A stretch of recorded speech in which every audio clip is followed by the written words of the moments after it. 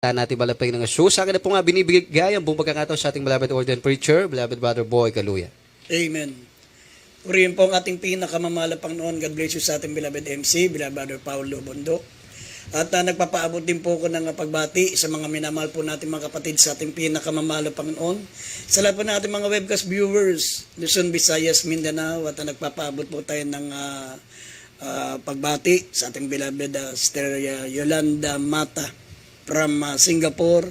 Welcome po sa gawain ng ating pinakamamahal Panginoon dito po sa Olongapo City.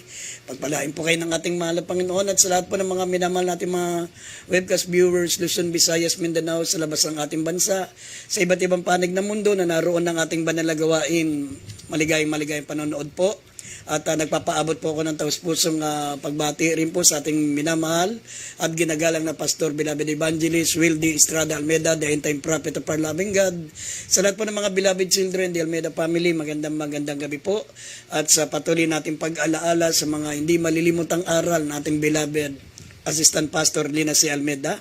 At higit sa lahat, ang pinakamataas na pagsamba, pinakamataas na pagpupurit, pagluwalhati ay pinapaabot natin sa ating dakilang Diyos, ang ating pinakamamahal na Panginoong Jesucristo. Mga minamahal, kaya hindi po tayo po'y manalangin sapagat ang Diyos lamang po ang may kapangyarihan magbukas ng mga mata ng ating puso upang tayo po, mga minamahal, ay makaalam ng buong katotohanan. Tayo po'y manalangin, mga minamahal. Opo, dakilat mapagpala po naming Ama, Diyos na makapangyarihan sa lahat. Sa pangalan ng aming pinakamamahal na Panginoong Jesucristo, minsan pamalapang humingi po kami ng kapatawaran sa lahat po ng aming mga pagkukulang, mga pagkakamali, sa aming mga kasalanan. O Diyos, gawin mo kaming karapat dapat magdala ng banal at sagradong salita. Pahiran mo kami, malapang pahiran mo ng iyong banal na kamay ang aming mga labi. Kayo maglagay ng mga salita mo sa aming bibig na maging pagpapala. Malapang sa mga minamal namin mga webcast viewers. Malapang bigyan mo sila ng pananampalataya. Buksan mo mata ng kanilang mga puso, maunawaan ng mga salita. Gamitin mong instrumento, malapang ng programang ito para sa kanilang kaligtasan. At aming sinasaway lahat ng gawa ng kalaban. Demons of unbelief and doubts, demons of hindrances, we bind the power of darkness in Jesus' name. Amen and amen. Purin po ang ating pinakamamahal pang minamahal kaili. Buksan muna natin ating pambungad na talata. Dito po sa mga gawa, Kapitulo 19, talatang 1 hanggang 7. Dito po sa aklat po ng mga gawa, kabanatang 19, talata po yung 1 hanggang 7. At nangyari na samantalang si Apolos ay nasa Korinto, pagkatahak ni Pablo ng mga lupaing matataas na napasa Epeso at nakasumpong ng ilang mga alagad. Sa kanilang sinabi niya, tinanggap ba ninyo ang Espiritu Santo nang kayo'y magsisampalataya? At sinabi nila sa kanya, hindi man lamang namin narinig na may ibinigay na Espiritu Santo. At sinabi niya, kung gayoy, sa ano kayo binautismuhan? At sinabi nila, sa bautismo ni Juan. At sinabi ni Pablo, nagbabautismo si Juan ng bautismo ng pagsisisi na sinasabi sa bayan na sila'y magsisampalataya sa darating sa hulihan niya sa makatuwid bagay kay Jesus. 5. At nang kanilang marinig ito, ay nagpabautismo sila at sa pagbautismo sila sa pangalan ng Panginoong Jesus at nang maipatong na ni Pablo sa kanila ang kanyang mga kamay, ay bumaba sa kanila ang Espiritu Santo at sila'y nagsipagsalita ng mga wika, nagsipanghula, at silang lahat ay may 12 lalaki. Amen.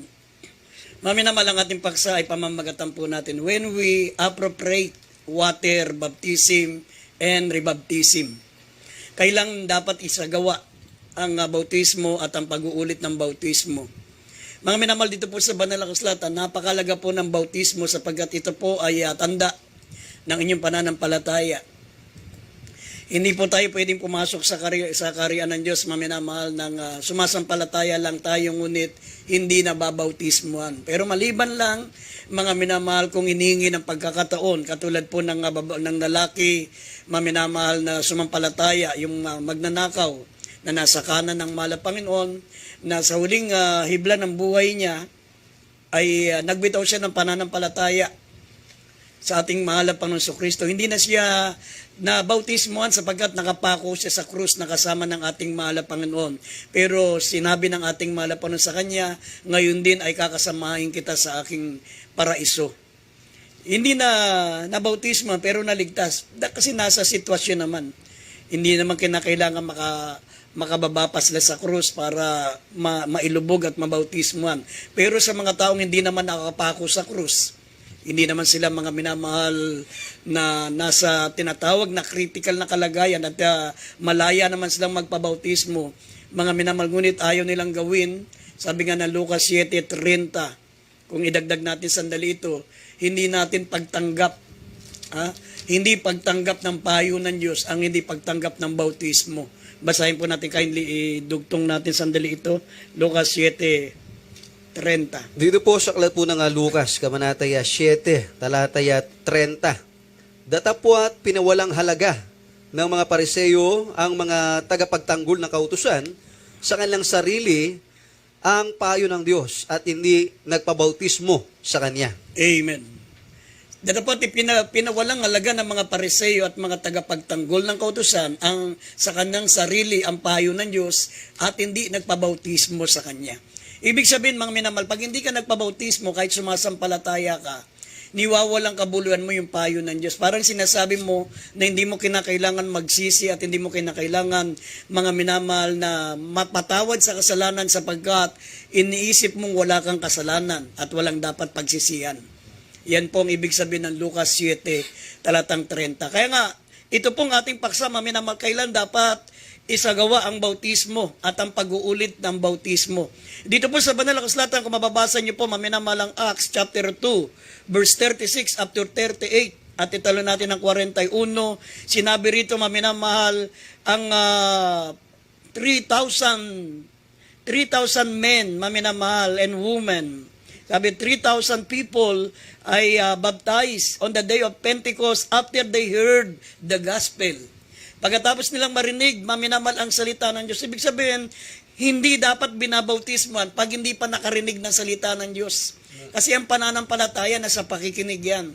Sabi, ang sumampalataya at mabautismuhan ay maliligtas. Kinakailangan mapakinggan muna nila ang salita ng Diyos. Ang sabi ng Biblia, mga minamahal, basahin po natin ang Acts chapter 2, verse 36 up to 38, talon ng 41.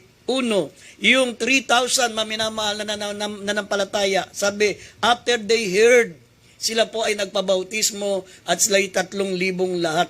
Basahin po natin talata. Dito po sa aklat po ng mga gawa, Kabanataya 2, ang talatay 36 hanggang 38, talon ng 41. At sabi dito sa 36, pakatalastasin nga ng buong angkan ni Israel na ginawa ng Diyos na Panginoon at Kristo itong si Jesus na inyong ipinako sa krus. Nang marinig nga nila ito, ay nangasaktan ng kanilang puso at sinabi kay Pedro at sa ibang mga apostol, mga kapatid, anong gagawin namin? At sinabi sa kanila, Pedro, magagsisi kayo at magbautismo ang bawat isa sa inyo sa pangalan ni Jesucristo sa kapagpapatawad ng inyong mga kasalanan at tatanggapin ninyo ang kaloob ng Espiritu Santo. Talon ng 41. Yaon, Acts 4:4. Acts 41 po. Yaon ngang nagsitanggap ng kanyang salita ay bautismo ng bangtusan at paragdag sa kanila ng araw na iyon ay may 3,000 kaluluwa. Amen. Amen. Mga minamahal, maliwanag po sa verse 36. Sinabi ng talata, mga minamahal, after they heard, nang marinig nila, sabi, at nang marinig nila ang mga bagay nito ay nagtanong sila. Sa 37, ang sabi, now, after they heard this, pagkatapos na marinig nila ito, ay nasaktan ng kalampuso at sinabi kay Pedro at sa ibang apostol, mga kapatid, anong gagawin namin? Sabi, magsisi kayo at magpabautismo sa pangalan ng mahal na Panginoong Kristo sa kapagpapatawad ng inyong kasalanan at tatanggapin yung kaloob ng Espiritu Santo. Sabi na 41, maminamahal, at sila'y nabautismuhan at nadagdag sa kanila ng araw na yon ay may 3,000 kaluluwa. Ibig sabihin, kinakailangan ng mabautismuhan after they heard. Pagkatapos yung marinig ang ebanghelyo, mga minamahal, mag-decide ka magpabautismo. Kasi hindi mo hawak ang bukas. Sabi ng Biblia, wag mong ipagambog ang bukas. For what is your life? It is like a vapor that appeareth for a little time and then vanisheth away. Mangako ka sa sunod na linggo, magpabautismo ka. Mangangako ka sa susunod na buwan, magpabautismo ka. Mangangako ka pag decided ka ng bitawan ang bisyo mo, tsaka ka magpapabautismo. Pag namatay ka, hindi ka mapunta sa langit. Baliwala ang pananampalataya mo, paniniwala mo, mga minamahal, pagkarinig mo ng salita ng Diyos kung hindi ka magpabautismo. Kaya nga, kailan tayo dapat magpabautismo? Sabi, after they heard the gospel. Pangalawa, sabi ng Biblia, maminamahal, kung mababasa po natin Acts chapter 3 verse 16 up to 19. At Acts chapter 4 verse 4, mga minamahal, sinabi ng banal na kasulatan, 5,000 baptized at Solomon Pork after St. Peter preached the gospel. Nung nangaral si Apostol Pedro, maminamahal, ng Ebanghelyo, sabi 5,000 ang nabautismuhan. Sabi rito, at nakita nila ang kapangyarihan ng Diyos sa pamagitan ng bautismo, sa pamagitan ng kapangyarihan ng mahal na Panginoong Kristo, na bautismuhan po, maminamahal, ang mga 5,000 sa araw na yon. Basahin po natin muna, maminamahal, dito sa Acts 3:6. Natin sa 3:6, itaas muna natin sa Acts chapter 3 verse 6 at italo natin ng 16 hanggang 19. Dito po sa kalat po ng mga gawa, kabanatay 3 ang talatay 6. At italo ng 16 hanggang 19. Sa 6, datapwat sinabi ni Pedro, pilak at ginto ay wala ko. Datapwat, ang nasa akin ay siya kong ibinibigay sa iyo, sa pangalan ni Jesucristong taga Nazaret, lumakad ka. Sa 16, talo ng 16, at sa pamamagitan ng pananampalataya sa kanyang pangalan ay pinalakas ng kanyang pangalan ng taong ito na inyong nakikita at nakikilala.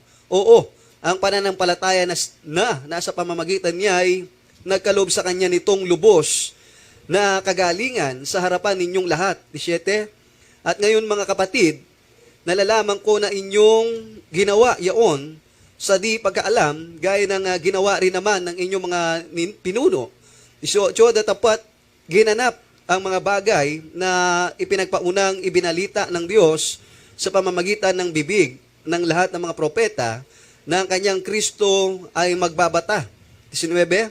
Kaya nga, magsisi kayo at magbalik loob upang mga pawi ang inyong mga kasalanan, upang kung magkagayon ay magsidating ang mga panahon ng kaginhawaang mula sa harapan ng Panginoon. Gawa 4:4.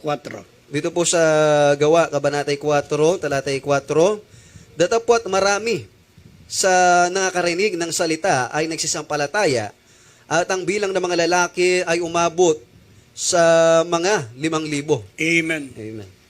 Ang sabi, 5,000 baptized at Solomon Pork after St. Peter preached the gospel. Pagkatapos mang minamahal na makita ng mga tao ang kapangyarihan ng Diyos sa pamagitan po ni Apostol Pedro, maminamahal, sinabi ng banal na kasulatan ay ang lumpo ay nakalakad, at ang sabi 5,000 po ang nabautismuhan ng araw na yun. Yan po, maminamahal, kailan dapat isagawa ang bautismo? Kapag napakinggan nyo na ang Ebanghelyo. Sabi nga ng Hebrews chapter 3 verse 15, sabi diyan, maminamahal, na kapag narinig nyo na ang salita ng Diyos, ay huwag nyo nang papagmatigasin ang inyong mga puso gaya ng pamumungkahi, pagmamatigas. Sabi diyan, maminamahal, pag napakinggan mo ang salita ng Diyos, gaya ng 5,000 lalaking ito, sabi ng Biblia, sila'y nagpabautismo pagkatapos na mapakinggan ang pangangaral ni Apostol Pedro ng Ebanghelyo. Sabi rito, Hebrews 3:15, natin, singit natin. Dito po sa aklat ng Hebreo, Kabanatay 3, ang talatay 15. Samantalang sinasabi, ngayon, kung marinig ninyo ang kanyang tinig, huwag ninyong papagmatigasin ang inyong mga puso na gaya ng sa pagmumungkahi. Amen. Yan po, maminamahal. Maraming mga talata dito sa banal na kasulatan. Dito po sa Acts, isa na lang, maminamahal. Napakaraming talata to, kaso mayroon tayong hinahabol na pinakamagandang puntos, maminamahal, yung paano at kailan dapat iangkop yung rebaptize. Kasi yung iba, maminamahal, pag sila'y nakagawa ng kasalanan, rebaptize. Pag sila po, maminamal ay nag-backslide at pagkalipas na 1 taon, babalik uli sa paglilingkod, rebaptize. Ha? Puro rebaptize, mga minamahal. Pero dito malalaman natin saan naangkop ang rebaptize. Yung pag-uulit ng bautismo. Kailan tayo dapat kinakailangan bautismo uli, malalaman natin dito sa Banal na Kasulatan. Dito, uling talata na lang ang mga minamahal, kailan dapat mga minamahal magpapabautismo ang tao. Dito sa Acts chapter 16, mga minamahal, basahin po natin ang verse 30 up to 34, sabi rito, karakadaka, mga minamahal, basahin po natin. Dito po sa aklat po ng mga gawa, Kabanata 16, talatay 30 hanggang 34. Sabi po dito sa 30, sabi dito, at sila'y inilabas at sinabi, mga Ginoo, ano ang kinakailangan kong gawin upang maligtas? 31, at kanilang sinabi, manampalataya ka sa Panginoong Hesus at maliligtas ka, ikaw at ang iyong sangbahayan. Sa 32, at sa kanya'y sinalita nila ang salita ng Panginoon pati sa lahat ng nanga sa kanyang bahay. 33, at sila'y kanyang kinuha ng oras ng yaon ng gabi at hinugasan ang kanilang mga latay. At pagdakay binautismuhan, siya at ang buong sangbahayan niya. Sa 34, at sila'y kanyang ipinanhik sa kanyang bahay at hinainan sila ng pagkain at nagalak na totoo, pati ng buong sangbahayan niya na nagsisimpalataya sa Diyos. Amen. Amen. Yan po, maminamahal. Ang sabi ng verse 33, maminamahal, at karakadakay, binautismuhan niya sila. Ha? Mga minamahal, sabi rito, ito po ay karakadaka. Pagkarinig nila ng sinabi ni Apostol Pedro, maminamahal, na sinabi ng jailer, nang nagtanong, anong gagawin namin upang kami maligtas? Dahil ang inaakala niya, nakatakas na sila Apostol Pedro. Ang tanong niya rito, maminamahal, ay yung kaligtasan lang ng physical.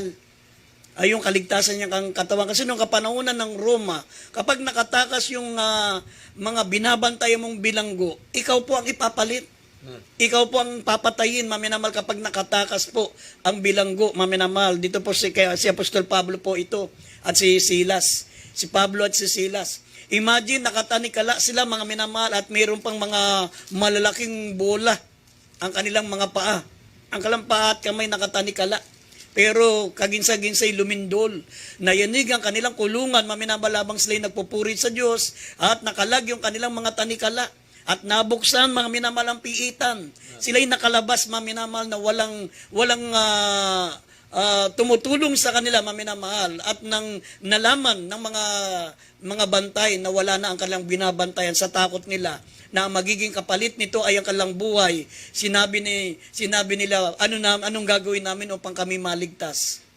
Ang tanong nila, paano sila hindi mapapatayin, maminamahal, ng emperor ng Roma, yung gobyerno ng Roma, sapagat sa panahon na yun, kapag sila po ay natakasan ng bilanggo, sila po ang ipapapatay.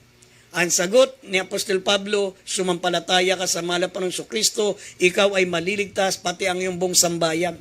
Kasi pati buong sambayan mo is kasamang ipapapatay ng imperyo ng Roma. At ang sabi pa po, pagkatapos na hugasan ng kanilang mga latay, pagdakay, binautismuhan sila immediately. Immediately, sabi ng Biblia, maminamahal, sila po ay nabautismuhan. Marami mga sekta, mga denominasyon, mali na nga yung bautismo. Mali pa kung kailan nila dapat babautismo ng tao.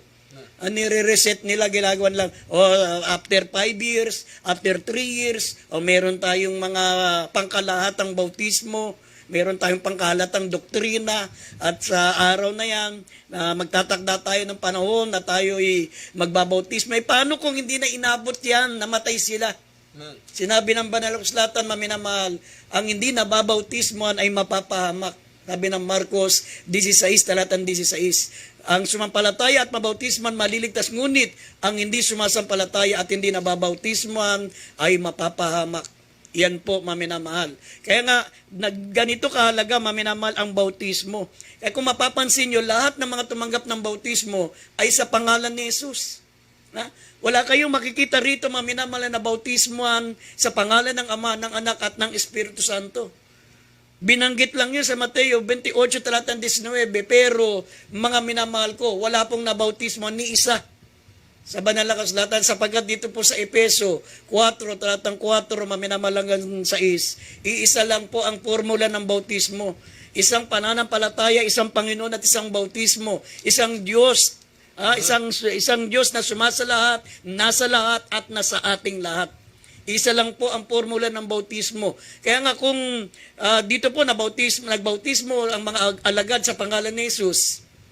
Oh, tapos mga minamahal, kung may inaakala pa kayo na may nagbautismo sa pangalan ng Ama, Anak at Espiritu Santo, iba na yung nakasulat sa, hindi na nasunod yung Efeso 4, talatang 4 hanggang 6, na isa lang ang formula ng bautismo. Basahin po natin ang Efeso 4 hanggang 6. Basahin po natin. Dito po sa aklat ng Epeso, Kabanataya 4, talataya 4 hanggang 6. May isang katawan at isang espiritu, gaya naman ng pagkatawag sa inyo ng isang pag-asa ng pagtawag sa inyo. Isang Panginoon, isang pananampalataya, isang bautismo, isang Diyos at Ama ng lahat, na siyang sumasa ibabaw sa lahat at sumasa lahat na nasa lahat. Amen. Yan po ang sinasabi ko po sa inyo, na may isang bautismo. Ibig sabihin yan, isang formula ng bautismo. Sabi, may isang katawan, may isang espiritu, gaya naman ang pagkatawag sa inyo, sa isang pag-asa ng pagtawag sa inyo. Isang Panginoon, isang pananampalataya, at isang bautismo. Sa Efeso 4:5. Isang Panginoon, isang pananampalataya, at isang bautismo. Isa lamang po ang paraan ng bautismo. Sabi rito, isang Diyos at Ama ng lahat, na siyang sumasa ibabaw sa lahat, sumasa lahat at nasa lahat. Iisa lang po ang formula ng bautismo. Kaya mapapansin niyo po, maminamal, dito po sa Acts chapter 19, nung nakita nila Apostol Pablo, maminamal, ito pong mga alagad ni Juan Bautista. Kasi kung mababasa niyo po ang banal na kasulatan, maminamahal, sinabi ng banal na kasulatan, ang kautusan ay nagsimula kay Moses at nagtapos kay Juan Bautista. At buhat doon, ang bawat tao ay kinakailangan pumasok sa kaharian ng Diyos na may pagpupumilit. Ibig sabihin, maminamahal, yung pong tinatawag na dispensation of law ay mula panahon ni Moses hanggang nagtatapos kay Juan Bautista. Kaya nga, yung 12 alagad ni Juan Bautista ay naribaptize sapagkat tapos na po ang tinatawag na dispensation of law. Nasa ilalim kasi sila ng dispensation of law kasi sila po ay sumampalataya sa pangaral ni Juan Bautista. Nasa dispensation of law pa si Juan Bautista. Pero kung mababasa nyo ang Lucas 16:16, maminamahal, sabi po rito, ang bautismo, mga minamahal, ay ang kautusan ay nagsimula kay Moses at nagtapos kay Juan Bautista. At buhat noon ay ipinapangaral na ang Ebanghelyo. Ang Ebanghelyo, ito po ang the grace, ang biyaya, the dispensation of grace. Ito ang biyaya ng Diyos ay kaliligtas ng sasampalataya. Sabi rito, buhat noon ay ipinapangaral na ang Ebanghelyo at ang bawat ay pumapasok doon na may pagpipumilit. Kinakailangan pong ma-revive sila sapagkat sila po ay nasa ilalim ng dispensation of law. Kinakailangan pumasok sila sa dispensation of grace sa pamagitan ng bautismo sa pangalan ng mahal na Panginoong Kristo. Basahin natin Lucas 16, verse 16. Dito po sa aklat ng Lucas, kabanata 16, ang talata po 16. Sabi dito, ang kautusan at ang mga propeta ay nananatili hanggang kay Juan. Mula nooy ang ebanghelyo ng kaharian ng Diyos ay ipinangangaral at ang bawat tao ay pumapasok doon na nagpipilit. Amen. Yan po ang pagkakaiba, maminamahal, ng dispensation of law at dispensation of grace. Sabi ng John 1:17, mga minamahal, kindly dagdag pa natin to, John 1:17. Dito po sa aklat ng 1, kabanatay 1, talatay 17. Sabi dito, sapagkat ibinigay sa pamamagitan ni Moises ang kautusan, ang biyaya at ang katotohanan ay nagsidating sa pamamagitan ni Jesucristo. Amen. Amen. ibinigay kay Moses, maminamahal, ang kautusan. Pero ang biyaya ay dumating sa pamagitan ng mahal na Panginoong Jesucristo. Kaya nga, ang kautusan, sabi dispensation of law, ito po yung nagsimula kay Moses at natapos kay Juan Bautista.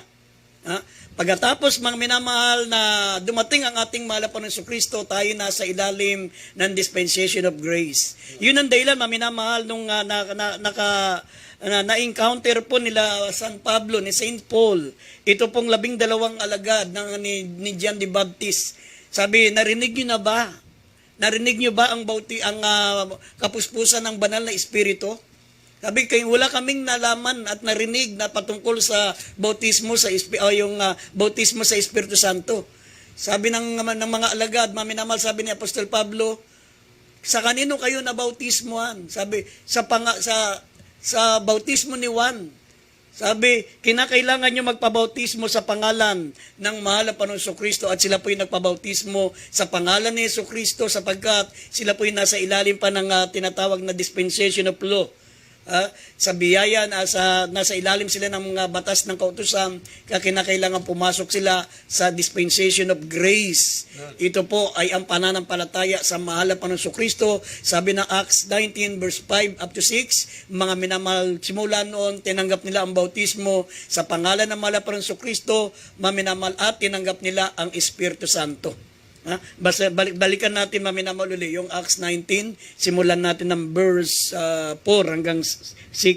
Dito po sa aklat po ng mga gawa, kabanata 19, talatay 4 hanggang 6. At sinabi ni Pablo, nagbabautismo si Juan ng bautismo ng pagsisisi at sinabi sa bayan na sila ay magsisampalataya sa darating sa ulian niya sa makatuwid bagay kay Jesus.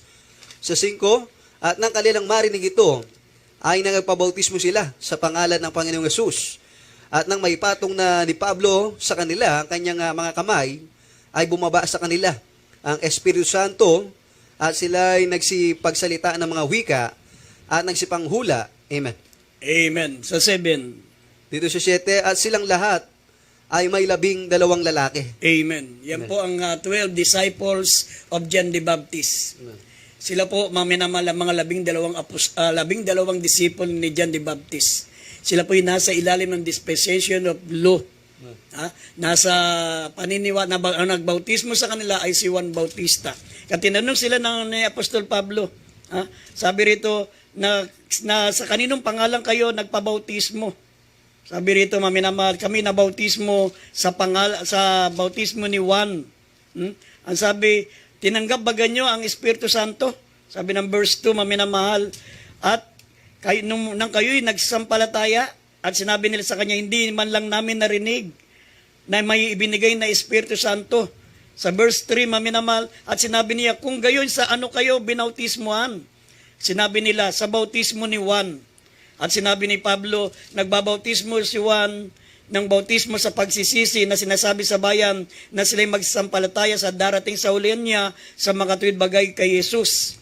At nang kanilang marinig ito, ay nagpabautismo sila sa pangalan ng Panginoong Jesucristo. At nang maipatong na ni Pablo sa kanila ang kanyang kamay, ay bumaba sa kanila ang Espiritu Santo at sila'y nagsalita ng mga wika at nagsipanghula. Yan po, maminamahal. Saan na angkop ang tinatawag na rebaptism?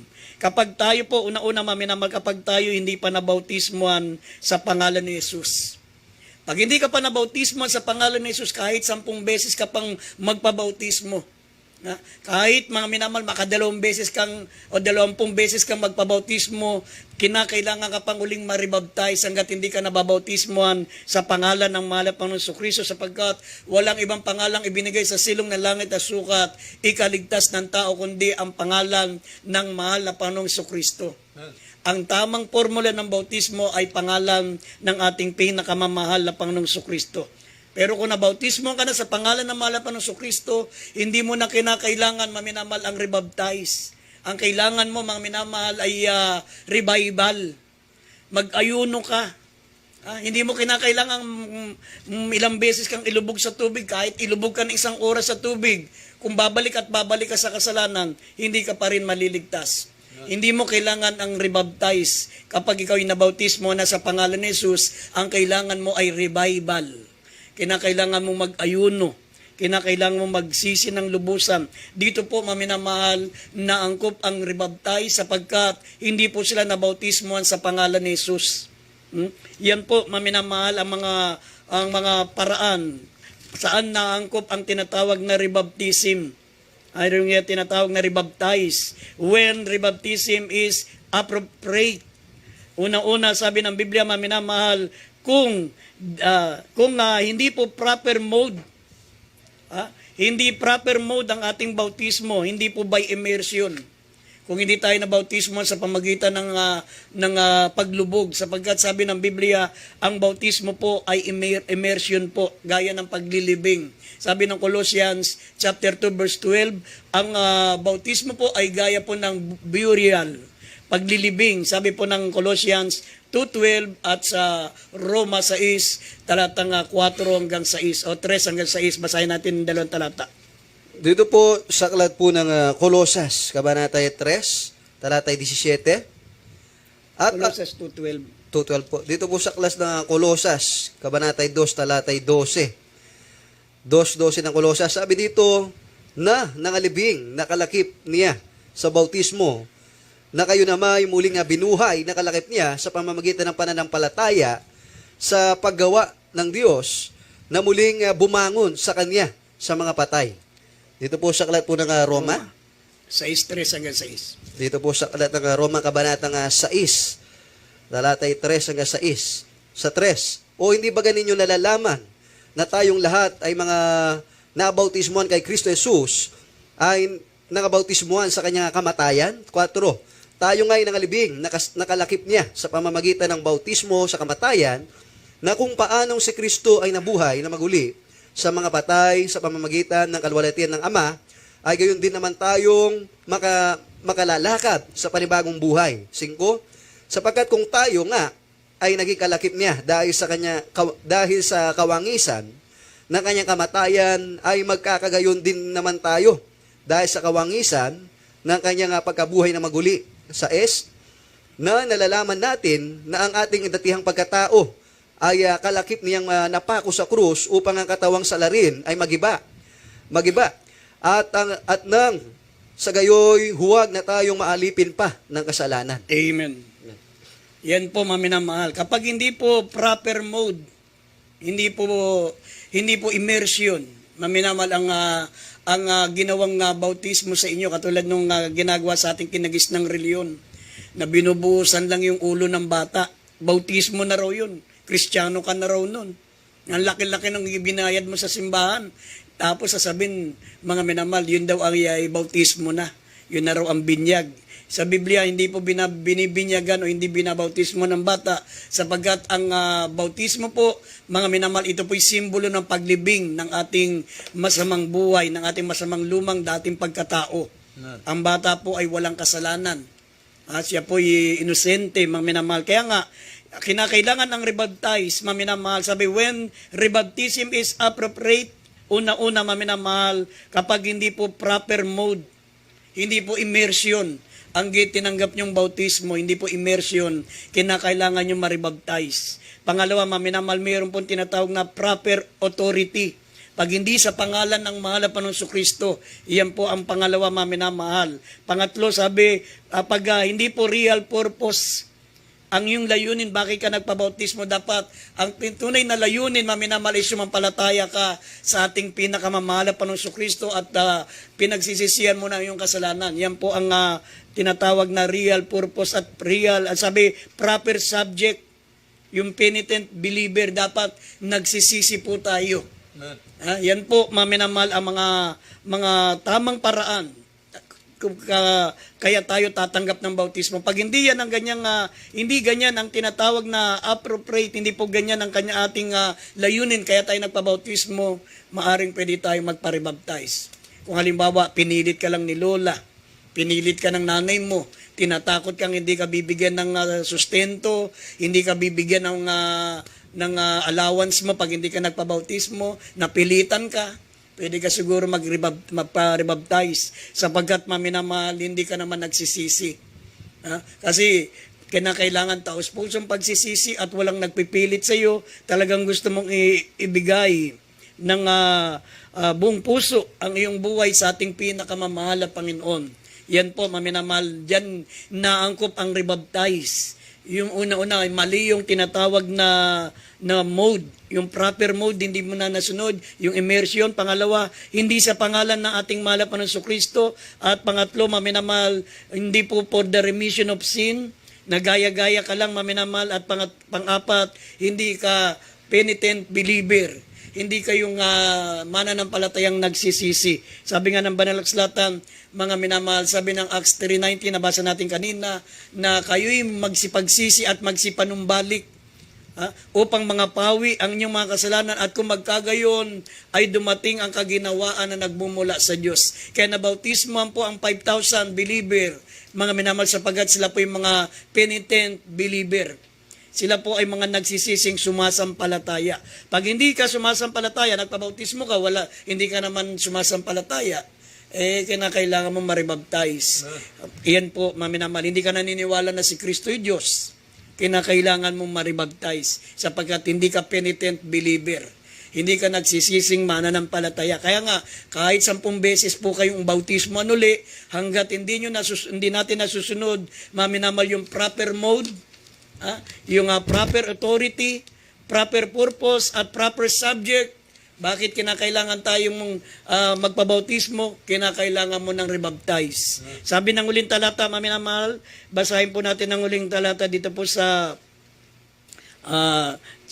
Luke chapter 2, 24 verse 47, maminamahal, tanging sa kanyang pangalan lamang, maminamahal, dapat ipangaral ang pagsisisi. At ang pangalan ito ay sa pangalan ng mahal na Panginoon Kristo. Basahin natin ng dalawang talata pala, Lucas 24:47 at Colossians 3:17. Ano man ang ating ginagawa, gawin natin, maminamahal, sa pangalan ng mahal na Panginoon Kristo. Dito po sa aklat po ng Lucas, Kabanatay 24, talataya 47. At ipangaral sa kanyang pangalan ang pagsisisi sa pagpapatawad ng mga kasalanan sa lahat ng mga bansa, magbuhat sa Jerusalem. Dito sa aklat po ng Kolosas, Kabanatay 3, ang talatay 17. Sabi po dito, at anumang inyong ginagawa sa salita o sa gawa, gawin ninyong lahat sa pangalan ng Panginoong Jesucristo na nagpapasalamat kayo sa Diyos sa pamamagitan niya. Amen. Yan po, maminamahal. Kaya sa mga nagtatanong, kailan dapat iangkop ang tinatawag ni rebaptize? Maminamahal, o rebaptism, sabi ng Banal na Kasulatan, maminamahal, kinakailangan, sabi rito, maminamahal, unang-una, kapag hindi po natin nasunod ang right mode, yung immersion, kailangan mong maribaptize. Kapag hindi mo nasunod, maminamahal, yung right authority, nabautismo ka sa pangalan ng Ama, Anak at Espiritu Santo, kinakailangan mo ng rebaptize gaya ng mga alagad ni Juan Bautista, na-rebaptize sila sapagkat hindi nila tinanggap yung right authority in the name of Jesus. Pangatlo, hindi po right purpose. Ang dahilan kung bakit ka nagpabautismo, mayroon ka lang gustong pakasalan sa church. Dahil na ang fiancé mo ay nandito, hindi kinakailangan magpabautismo ka para mapangasawa mo siya. Mga minamahal, yan po ay hindi po right purpose. Kailangan muli, maminamahal, na maribaptize ka sapagkat hindi po, maminamahal, right purpose. At higit sa lahat, sabi ng Biblia, maminamahal, yun po, hindi po right subject. Hindi ka taus-pusong nagsisisi, hindi ka penitent believer.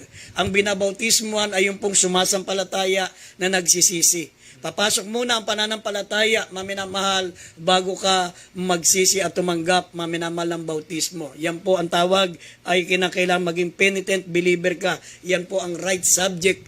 Kailangan mong masunod mo yan, maminamahal, at yan po ang tunay na formula ng bautismo. Kaya sa gabing ito, ang unang gagawin po natin, maminamahal, ay ang pagsisisi. Tanggapin yung ating mahal na Panginoon bilang sariling tagapagligtas, mga minamahal, at ang pagsisisi, ito po ay tanda ng inyong pananampalataya, at ang susunod po nito, patunay na ikay na sumasampalataya at nagsisisi, yun na ang bautismo sa pangalan ng mahal na Panginoong Kristo. At pag nabautismo kayo sa pangalan ng mahal na Panginoong Kristo, gaya na nangyari sa 12 alagad ni Juan Bautista, sabi, at tinanggap nila ang Espiritu Santo. Tatanggapin nyo ang kaloob ng Espiritu Santo pag nabautismo kayo sa pangalan ng mahal na Panginoong Kristo. Magsisipo kayo, mami na mahal, habang napapakinggan nyo awiting I Give You Jesus.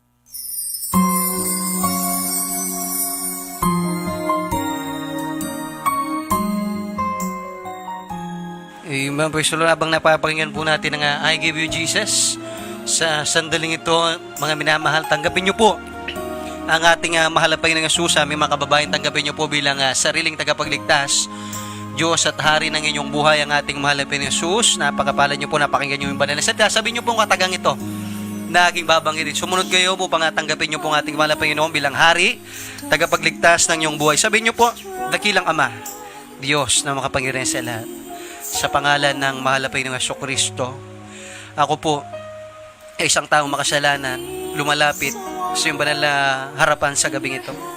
Mahal na Panginoon, ako po isang taong makasalanan, nihiling ko po, pubasok ka sa aking puso na maraming sa kasalanan. Hugasan mo po ko ng iyong banal na dugo na umagos doon sa krus ng Kalbaryo. Iligtas mo po ko sa apoy ng impyerno, sampu na aking masabuhay, at isulat mo po ang aking pangalan dyan sa kalangitan, sa pangalan ni Jesus na aking tinanggap sa gabing ito. Amen. Panalangin po natin ating mga inibig na kababayan, mga beloved kapatiran. Panalangin po natin sila. Dakila po naming Ama, Diyos na makapangyarihan sa lahat, sa pangalan ng aming pinakamamahal na Panginoong Jesucristo. O Diyos, narito po tumanggap sa iyo na mga kababayan namin sa pamamagitan ng webcast. Sila po'y nakakarinig ng banal mo salita. Kabagan mo sila, patawarin mo sila sa kanilang mga nagawang kasalanan. Gawin mo sila ng tunay mong anak, o Diyos. Bigyan mo sila ng pagkakataon habang sila nabubuhay pa sa mundong ito, na bigyan mo sila ng pagkakataon makadalo ng personal sa iyong banal na gawain bago mahuli ang lahat. Sila makapagpabautismo sa tubig sa pagpapataw ng makasalanan ng Diyos. Malapay noon, iligtas mo po sila at sulat mo kanilang pangalan sa aklatang buhay sa kalangitan. Itong aming samot dalangin sa makapangyarihang pangalan na Jesus. Amen. Praise the Lord. At sa gabi ito tayo po'y manampalataya. Amen. Tayo po'y darako po sa ating masiling. Ano mo pong ating mga taglay-taglay na karamdaman, yan po'y dulog natin sa trono ng biyaya sa kalangitan. Ang ating malapay ng Jesus po ang magpapagaling sa atin. Amen. Sa pamagitan ng pananampalataya, yan po ay titignan ng Diyos yung ating faith. Amen. Para kumilos ang kapangyarihan niya sa ating buhay. Baka prayer po ang ating mahal na pastor sa gabi ito. Ano nga po yung mga ginagamit, mga gadget, cellphone, tablet, laptop, yan po gawin nyo pong point of contact yan. Hawakan nyo po cellphone at isang kamay sa parte may karamdaman. Kung may mga problema, dalawang kamay taas. Amen. Yung isang kamay sa karamdaman, kung may karamdaman. Amen. At sama-sama natin sa wayan yan. Magsisipo muna tayo. Dakilang Ama Diyos, naming makapangyarihan sa lahat, sa mga kapangyarihang pangalan ng aming pinakamamahal na Jesus, kabagan patawarin mo po kami ng mga aming nagawang pagsalangsang. Naway patawarin mo kami upang walang hadlang sa aming mga dalangin. Naway kami nananampalataya sa mga sandaling ito. Sa iyo kami nagtitiwala. Walang mahirap na bagay sa iyo. Lahat ng bagay kaya mong gawin. Ikaw may likha ng langit at lupa, at lahat na narito nalikha dahil sa mga salita. Narito po Diyos ang kami nananampalataya. Sa gabing ito, pre-request po ng aming beloved Brother Bongbio ang complete healing, pagkalubos sa kanya. Sheila Belio, pag-ingatan sa dako ng UK, at naway maging normal ang kanyang medical. Si Mel Enkilino, malapay may sakit po, may sakit sa kidney. Pagalingin mo Lord God siya. Si Nicolas Sarmiento, pagalingin mo ang kanyang fracture sa katawan, at naway hindi na matuloy ang operasyon. Si Sister Aurora Santos, malapay naway mawala ang kanyang bara, mawala ang bara sa kanyang puso at ang kanyang sakit ng ulo, malapay noon. Pag-imalan mo ng aming kapatid na ito, malapay noon, si Sol de la Cruz. Masakit po kanyang puso. Masakit ang kanyang puso, nahihilo at nagsusuka at nagsusuka ng dugo. Mag-imala ka sa kanyang buhay sa gabing ito, gawin mo siyang buhay na patotoo. Si Medarda Abrea, malapay noon, hirap po siyang maglakad, sinisikmura, nangihina, high blood at may anxiety. Si Reggie Igbaras, malapay noon, Reggie Igbaras, may ubo. Si Paulo Rojas, siya po na dengue, pagalingin mo siya. Si Samara Peraren, malapay noon. Peraren, may lagnat at sipon, malapay noon. Pagaling mo po siya sandaling ito. Nestor Capina, mataas po ang kanyang blood sugar at masakit po ang kanyang tuhod, Lord God. Wala kami nasa, kundi ikaw lamang malapay noon. Narito po po ang pre-request, mga karagdagan. Pre-request po ni Sister Jeline Artagame, namamanit po ang kanyang kamay. Pagalingin mo siya, Lord God. Si Sister Blossom Sines, malapay siya po may tarangkaso.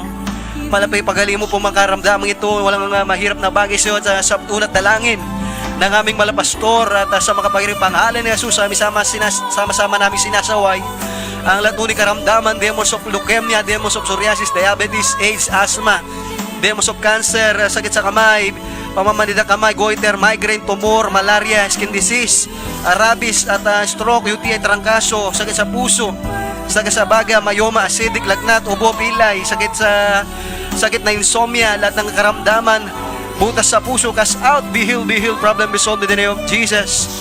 In the name of Jesus, problem be solved, lahat ng pagalilangan, cast out, in the name of Jesus, be blessed right now, amen, praise the Lord. Tanggapin niyo po ang kagalingan na nagmumula sa ating malaping na Jesus. Itinuturo po dito nga 100% nga pananampalataya sa Diyos. Wala po tayong aasahan kundi ating pananampalataya sa Diyos. Amen, upang tayo po ipagalingin ng ating malapig ng Jesus by faith. Amen. Tayo po sa sandaling ito, kami po pasamantalang nagpapaalam. At muli po sa pangalan po ng aming minamahal at kagalang-galang Evangelista Pastor Will de Almeida. Magkita-kita na po tayo sa araw na po ng Lunes. Magsisimula pa rin po tayo ng 9 p.m. to 10 p.m. na isang oras na pagtatanghal lamang po yan. At we love you in the Lord, but dearest Jesus loves you more. God bless you po, and good night.